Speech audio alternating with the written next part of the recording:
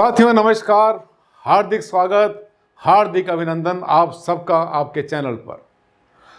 हो क्या रहा है कि कुछ लोग ऐसे हैं जो कि वास्तुशास्त्र को गड्ढे में डालने की, फेंकने की, सड़ाने की कसम खाकर बैठे हैं। भोले भाले शरीफ लोग अपार्टमेंट में रहते हैं, आप या रहते हैं अपने घर में, कोठी बना रखी है, ये आपके पास है विला। अभी आपको प्रूव कर देगा वो कि आप बनने वाले हैं भिखारी, टपोरी बनने वाले हैं। कौन आदमी है समझ जाओगे आप। आइए आज मैं लेकर चलता हूं उस पहलू की तरफ जो ऐसा लगता है कि धीरे धीरे वास्तुशास्त्र के एक नया एस्पेक्ट निकाल लिया, बेवकूफ बनाने का, लोगों को गड्ढे में डालने का, और चैलेंज कर दिया उसने दुनिया को। डॉक्टर आनंद भारद्वाज, वास्तुशास्त्र के एनसाइक्लोपीडिया। आइए ये वीडियो आपके लिए बहुत आंखें खोलने वाला बनेगा और वास्तुशास्त्रियों के लिए आंखें फाड़ने वाला बनेगा। और ये सब का सब जो मैं बताने वाला हूं ये खतरे की घंटी है, घड़ी भी है खतरे की। अगर नहीं संभले तो वो जो है जिसने पहले गड्ढे में फेंका है आपको उठाकर, उसने एक और गड्ढा आपके लिए खोद लिया है। आइए देख लिया आपने टॉपिक। ये किसी ने हमसे सवाल किया, ये @DD कैटे, ये है QR6 जो भी इनका वो है आईडी। राजा का वास्तु, प्रजा का वास्तु, इसमें फर्क क्या है? राजा का वास्तु और प्रजा का वास्तु। दूसरा सवाल है, मेरा नृत्य कोण में दरवाजा है, इसका उपाय बताएं। दो सवाल हैं इसके। राजा का वास्तु और प्रजा का वास्तु, एक नई सूत्री शुरू हो गई। किसने उड़ा दिया? क्या उड़ा दिया? कि मैं तुम्हें राजा बना दूंगा, तुम बड़े आदमी मत बनो, करोड़पति मत बनो, मैं तुम्हें राजा बना दूंगा। राजा का वास्तु, प्रजा का वास्तु, राजा का वास्तु, प्रजा का वास्तु ऐसे हो गया जैसे कि एक महाजन का वास्तु और टपोरी का वास्तु, बड़े आदमी का और वास्तु का साथ में भिखारी का वास्तु, ऊंचे आदमी का, बहुत ऊंची अट्टालिका में रहने वाला आदमी उसका वास्तु, और एक बिल्कुल गड्ढे में बैठा हुआ मजदूर भिखारी का वास्तु। ये कैसे डिफाइन करा उसने, कलाकार ने, घटिया आदमी ने। मैं आज आपको बताऊंगा, और वो भी देखेगा मेरे वीडियो को 6 बार। उसको पता चलेगा कि वो उल्लू बनाता है, लोगों को बेवकूफ बनाता है, तो उसके मुंह पर भी तमाचा मारने वाले एक से एक बैठे हुए हैं। अच्छी तरह से पीटा है उसको मैंने बार बार, उसकी जितने उसने हरकतें करी हैं। और अपने आप क्या भोगा, अंदर रहा वो सरकारी क्वार्टर में बहुत दिन तक, बड़ी बिल्डिंग में रहा, 2.5 साल 3 साल निकल के वहां से आया, और आता ही उसने जो है गर्दा मचाना शुरू कर दिया। उसको पता है कि लोग जो है बेवकूफ बनते हैं। चौथी किस्त शुरू हो चुकी है आपको बेवकूफ बनाने की। कहता है कि मैं सबको राजा बना दूंगा, ये वास्तु मत करो, वो वास्तु मत करो, राजा का वास्तु करो, मुझसे मिलो, मैं तुम्हारा राजा का वास्तु करूंगा, मैं तुम्हें राजा बनाऊंगा। अपने आप तो बन जाए, अपने आप तो भिखारी से भी नीचे है।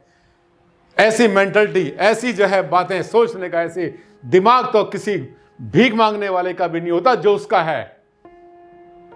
बैंड बजाऊंगा आज उसका बढ़िया करके, याद करेगा कि किसी से पाला पड़ा था। बेवकूफ बनाता है लोगों को, नहीं बनने दूंगा वेद शास्त्रों पर, बिल्कुल भी ऐसे कोई तलवार किसी की नहीं चलने दूंगा।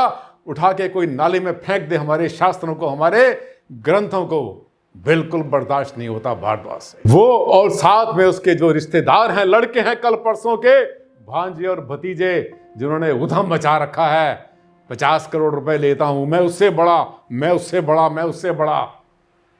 आइए दिखाता हूं मैं आपको नजारा आज बढ़िया वाला। ये देख रहे हैं भिखारी, और ये भिखारी का राजा का वास्तु है, प्रजा का वास्तु। ये सोचता है प्रजा ऐसी होती है, सोचता है राजा ऐसा है। आइए, ये है वो कालनेमी। कालनेमी किसको बोलते हैं? राक्षस।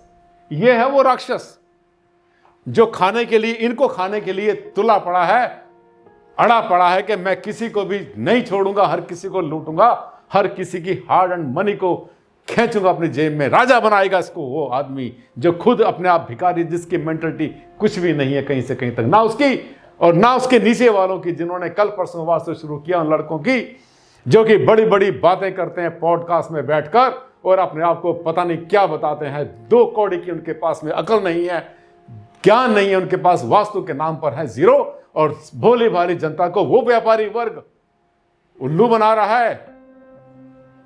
आज तेवर बहुत गर्म है डॉक्टर आनंद भारद्वाज के। क्योंकि ये जो सवाल है राजा का वास्तु, प्रजा का वास्तु, बार बार मेरे पास आ रहा है कि सर एक आदमी है वो कह रहा मैं तुम्हें करोड़पति नहीं, मैं तुम्हें राजा बनाऊंगा, मुझसे मिलो मैं तुम्हारा वास्तु करूंगा, तुम्हें करोड़पति नहीं बनाऊंगा, मैं तुम्हें राजा बनाऊंगा। और उसके चेले चपाटे भी सबके सब उसको जो है पीछे छोड़ने की होड़ में लगे हुए हैं। साथियों, कालनेमी कहते हैं राक्षस को।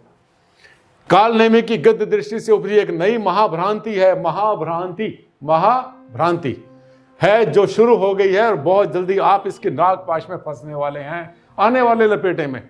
संभलना चाहते हो तो ये वीडियो देखो, संभल जाओगे, नहीं देखा तो आपको लपेटे में लेने की किस्त नंबर 4 शुरू हो चुकी है, 3 किस्तें पूरी हो चुकी हैं उसकी, उस खतरनाक राक्षस की जो इंसान के नाम पर है कलंक। ये देखिए क्या किया उसने। पहले किस्त में वास्तु चक्रा में फंसाया, ऐसे चक्रा में। दूसरी किस्त में बार चार्ट में सेंध लगाई, बार चार्ट लगाया और उससे सेंध लगा दी आपके पैसे के ऊपर। हर घर को नेगेटिव प्रूव कर दिया, आयताकार लंबे प्लॉट के ऊपर ये चक्कर लगा दिया और बताया कि बहुत बड़ा ज्ञानी क्या है, उसके नाम में खोपड़ी के तो उसके पास है नहीं सोचने के लिए। हाँ, लोगों को बेवकूफ बनाने के लिए ज्ञान बहुत है, क्योंकि वो है व्यापारी।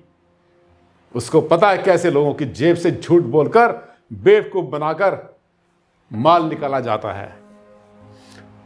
तीसरी किस्त में यूनिवर्सल ऑरा स्कैनर, ये एक और निकल आया था, ये एक और ग्रुप निकल आया यूनिवर्सल ऑरा स्कैनर वाला। मैं बहुत बड़ा साइंटिस्ट हूं, मैं तो ये हूं, मैंने तो रॉकेट उड़ाए, मैंने वो करा, लेके झुंझुना हाथ में घूमता है लोगों को बेवकूफ बनाने के लिए। कम से कम 15 वीडियो है मेरी, इनकी भी दुकान बंद कराई।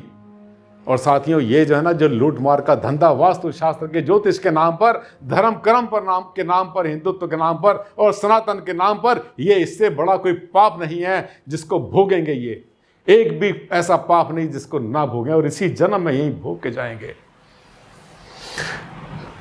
अब ये चौथी किस्त आ रही, 3 किस्तें हो चुकी, चौथी किस्त आ रही राजा का वास्तु, प्रजा का वास्तु, यानी महाजन का वास्तु और टपोरी का वास्तु, जो कलंकित कर देगा वास्तु शास्त्र को। किसी और से सलाह लोगे तो बन जाओगे गरीब भिखारी, और मुझसे अगर आपने सलाह ली तो मैं तुम्हें राजा बना दूंगा। अरे उसकी नकल भी मार रहे हैं बहुत सारे, इतनी वीडियो डाल रहे हैं, शॉर्ट डाल रहे हैं, इंस्टाग्राम पर छा रहे हैं लोग, राजा का वास्तु, राजा का वास्तु। अरे एक ही धुंध काट रखा है, क्या क्या रोके, कहां इनको रोके, कहां कंट्रोल करें, इन्हें पता ही नहीं राजा का वास्तु होता क्या है। 140 करोड़ लोगों को बनाएगा राजा। ये देखिए, ध्यान से पढ़ना। अब तक बनाते रहे तुम्हें करोड़पति, और बनाना चाहते हैं राजा, खुद तो गए गड्ढे में, जिंदगी इनकी हुई बर्बाद। लेकिन गुरु घंटाल नई चाल चल रहे हैं आपको फंसाने के लिए। यस, गुरु घंटाल हो, गुरु बनता है ना, वो शॉल लेके बैठेंगे ऐसे, बड़ी बड़ी धीमे धीमे बोलेंगे जैसे बहुत बड़े ज्ञानी महात्मा हैं, महापुरुष हैं, ऐसे बोलते हैं टिका के शब्दों को। वो है गुरु घंटाल, क्योंकि उनके जुगाड़ पर तो कब्जा कर लिया उसके भतीजे और भांजे ने, जो नीचे छोड़ के गया था ना, वो बाहर जाने से, अंदर जाने से पहले, अंदर गया था, अंदर जाने से पहले नीचे उसके जो परिवार के लोग थे, उन्होंने कब्जा कर लिया वास्तु पर। उसकी जो सीट थी, उसकी गद्दी थी, जो सबकी सब संभाल ली, उससे ऊपर उठने शुरू कर दिए। अब वो आया बेचारा वहां से, तो क्या करेगा वो, उसने नई चाल चल दी। उसके पास तो दिमाग था ना, शैतान का दिमाग था उसके पास। गुरु घंटाल नई चाल चल रहे हैं आपको फंसाने के लिए, लेकिन उनके जुगाड़ पर कब्जा तो कर लिया उनके भांजे भतीजों ने। ठीक है, भगवान चोरों डाकुओं को भी तो कोई रास्ता दिखाता है, उसको भी रास्ता दिखाया, फिर उसका अंजाम चाहे कुछ भी हो वो उसको परवाह नहीं करता।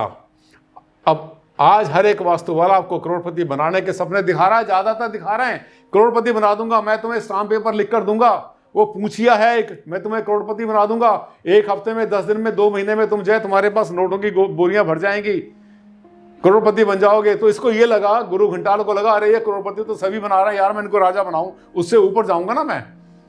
वो सब कुछ नहीं है, वो कुछ नहीं बनाएंगे। तुम करोड़पति बन के क्या करोगे, तुम राजा बन जाओ, महाराजा बन जाओ, तुम्हारे पास महल होंगे, बड़े बड़े पैलेसेस तुम्हारे पास होंगे, दुर्ग तुम्हारे पास बन जाएंगे, क्योंकि मैं तुम्हें राजा बनाऊंगा। वाह। अब देखिए, ऐसे में तुरप की चाल चली महापाखंडी ने। वो महापाखंडी है, पाखंडी तो बहुत है, महापाखंडी है एक। उसने करोड़पति रुतबे को छोटा करने का और कोई तरीका उसके पास नहीं था बनिस्बत राजा बनाने के। राजा बना दो बस, करोड़पति से भी ऊपर उठ जाएगा। चलिए देखते हैं उसकी खोपड़ी से कौन सा जिन्न निकला जिसने उसे ये आइडिया दे दिया। उसकी खोपड़ी से एक जिन्न निकल के आया और उसको ये आइडिया मिल गया। उसने क्या बोला, वो ये कहता है कि जितने भी राजा का, जितने भी महल होते हैं, उनका जो ब्रह्म स्थान होता है, उनमें ब्रह्म स्थान होता ही नहीं है। और ब्रह्म स्थान जो सेंटर कोर्टयार्ड होता है वो ऊंचा होता है, भारी होता है। मेरे इन शब्दों को बार बार सुनना। वो ये कहता है कि जितने भी राजा महाराजा उनके जितने महल बनते हैं उन सब का जो कोर्टयार्ड होता है, सेंटर होता है, खाली नहीं होता, ओपन टू स्काई नहीं होता। ब्रह्म स्थान बंद होता है, ऊंचा होता है, भारी होता है, उठा हुआ होता है। आपने क्या पढ़ा शास्त्रों में?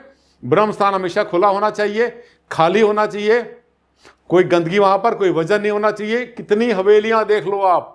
इसका मतलब तो ये ऐसा लगता है कि जितने हवेली में रहने वाले जितने महाजन थे, जितने भी आपने देखा है कि राजस्थान में, गुजरात में, महाराष्ट्र में, भारत के जितने भाग है, बहुत सारे भागों में बड़ी बड़ी हवेलियां हुई, बड़े बड़े महाजन वहां पर हुए, पैसे वाले रईस वहां पर हुए, इंडस्ट्रीज वहां पर हुए। क्या सब के सब भिखारी थे? उनके तो घर का पूरा कोर्टयार्ड खुला था, चारों तरफ कमरे बनते थे, बीच में खाली हुआ करता। क्या सबके सब भिखारी थे? टपोरी थे सबके सब? और वो जो राजा जिसे कह रहा है कि इसका जो है महल ऊंचा था, भारी था ऊपर बीच में से, उसकी तो मजबूरी थी। सेंटर जो है, बड़े बड़े जो हॉल थे इसके सेंटर को बनाने का, उसमें कोई लिंटर तो था नहीं उस टाइम पर, लंबे लंबे पेड़ नहीं थे जिसके कि वहां पर बड़े बड़े क्षैतिज डाल दें, तो उनको जो है इस मेहराब के रूप में बनाने की मजबूरी थी। लेकिन वो केवल कब्रों में होती थी, महल में होती थी, पैलेसेस में होती थी, लेकिन उसके बाहर जो है पूरा का पूरा आंगन खुला होता था, कोर्टयार्ड खुला होता था। हर जितने भी कोर्ट हैं, जितने भी दुर्ग हैं, महल जितने भी हैं, जितने भी जगह आप देख लो, पैलेस देखो, पूरे संसार में सबका सेंटर खुला हुआ है, सेंटर कोर्टयार्ड खुला होता है, जहां पर कि उनके जो है बहुत सारे सांस्कृतिक कार्यक्रम हुआ करते थे, बगीचे बना करते थे। रगड़ दिया बंदे ने ब्रह्म स्थान को। उसने क्या किया? सबसे बड़ा टप उसने ब्रह्म स्थान को रगड़ दिया। आते ही बाहर से, वहां से आते ही उसने कहा कि ब्रह्म स्थान खाली मत रखो, भारी करो, ऊंचा करो, बंद करो। अरे भले आदमी, जितने लोग फ्लैट में रहते हैं, अपार्टमेंट में रहते हैं, शहरों में रहते हैं, घरों में रहते हैं, उनके तो ब्रह्म स्थान खुला ही नहीं है। किसका खुला है? कितने % होंगे? आज की डेट में तो 5% भी नहीं है। इसका मतलब 95% राजा है क्या? जिनके ऊपर छत पड़ी हुई है वो राजा है? या सेंटर में जो कॉलम खड़ा कर ले, ऊंचा कर ले, भारी कर दे, ऊपर से बंद कर दे, वहां पर वजन डाल दे सेंटर में, क्या वो राजा बन जाएगा? अरे पूछ तो सही अपने दिमाग से कम से कम। तेरी जो तुरप की चाल है मैं चलने नहीं दूंगा। तू जो लोगों को बेवकूफ बना रहा है, नहीं बनाने दूंगा। ब्राह्मण का धर्म है, मैं नहीं बचाऊंगा धर्म शास्त्रों को, तो कौन बचाएगा?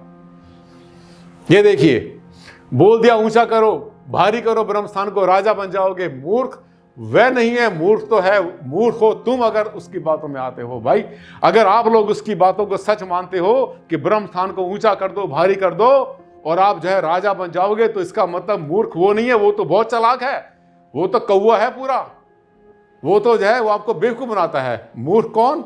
आप। दिखाता हूं बहुत सारे सैंपल अभी आपके सामने। ये देखिए, कोर्टयार्ड खुला, सेंटर खाली होता है, कमरे होते हैं, कमरे के अंदर तो जो है इस तरह से एक आर्च बनाना, इस तरह से जो है गुंबद बनाना मजबूरी है, क्योंकि भवन निर्माण कला की उस समय पर ऐसी कोई विधि थी नहीं कि आप जो है 50 फीट का, 100 फीट का, 150 फीट का जो है पूरा का पूरा हॉल, उसमें आप लिंटर डाल दें।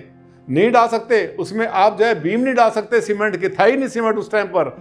और अगर लकड़ी के आप वहां पे डालते हैं, क्षैतिज इतने लंबे पेड़ भी नहीं थे कि जिसमें यहां से वहां तक डाल दें। तो जो मेहराब बनाने का सिस्टम था, ये प्राचीन हमारी जो वास्तुकला है, हमारा भवन निर्माण कला जो है, उसमें एक तरीका था जिसमें कि हम जो है एक चाबी का सिस्टम होता, मेहराब की शेप में बना करते थे। आपने देखा जो पुराने पुल और पुलियां हैं आज भी इस शेप की बनी हुई हैं। सेंटर में चाबी होती है, एक ईंट होती है, पत्थर होता है, 1 या 3 या 5, जिससे उस पूरे वजन को रोका जाता है।